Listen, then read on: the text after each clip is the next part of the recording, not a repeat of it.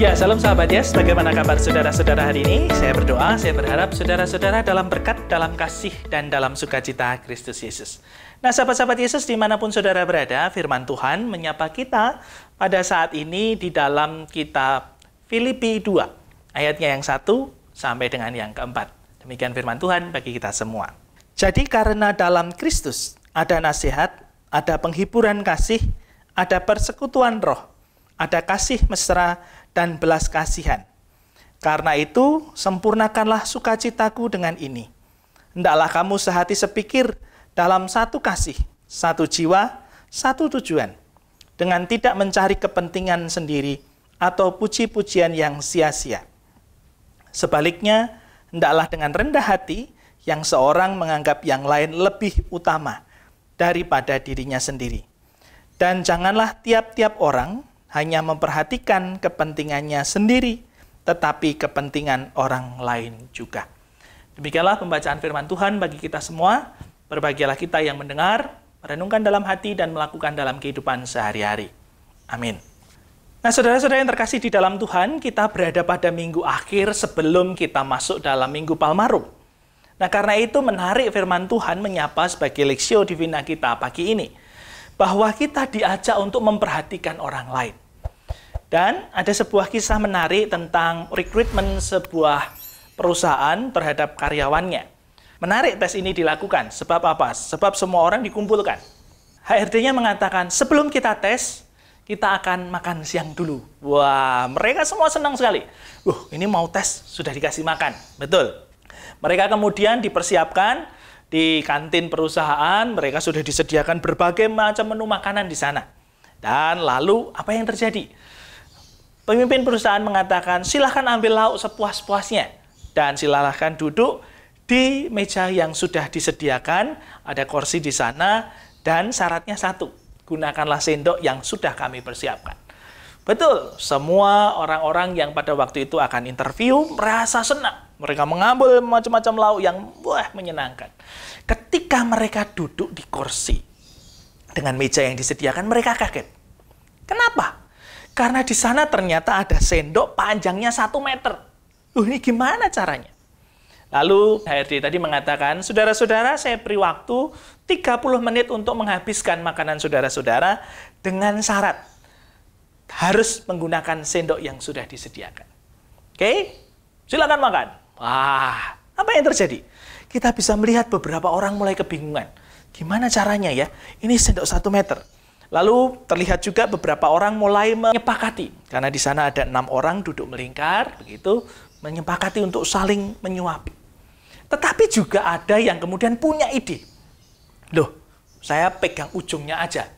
Ketika pegang ujungnya kan tetap bisa dipakai. Tapi pangkalnya mukul orang lain yang ada di sebelahnya. Nah, sahabat-sahabat Yesus dimanapun saudara berada, ini hanya gambaran interview. Dan kemudian apa yang terjadi ketika itu sudah selesai, lalu pimpinan HRD membacakan, saudara-saudara terima kasih untuk interview hari ini. Semua orang kaget, loh interviewnya mana? Kan mereka suruh makan. Lalu dia membacakan nama-nama orang yang terpilih masuk di perusahaan itu. Dia mengatakan, kami butuh karyawan yang bisa bekerja sama dengan yang lain. Saudara-saudara yang menggunakan sendoknya sendiri, tidak menyuapi temannya, maka saudara dipersilahkan pulang. Nah, sahabat-sahabat Yesus sama seperti sabda Tuhan hari ini yang menyapa buat saudara dan saya. Kita semua diajak untuk saling memperhatikan, saling menjaga satu dan yang lain, tidak mencari kepentingan sendiri. Bagaimana hal itu kemudian bisa kita terapkan? Ya, ilustrasi tadi menolong kita. Bahwa terkadang kita diperhadapkan pada persoalan, itu yang membuat kita menjadi jelas. Sebenarnya kita itu fokusnya di mana? Apalagi persoalannya adalah persoalan perut. Orang kemudian diperhadapkan pada persoalan yang fundamental pada dirinya. Dan dari sana kita bisa melihat apa sih yang sebenarnya dia kerjakan. Karena itu firman Tuhan dalam Filipi 2 ayat 1 sampai dengan 4 ini mengajak kepada kita. Sebagai sahabat-sahabat Yesus, sebagai anak-anak Tuhan, kita diajarkan untuk apa? Saling menolong, saling memperhatikan, saling memberi diri, melayani satu dan yang lain.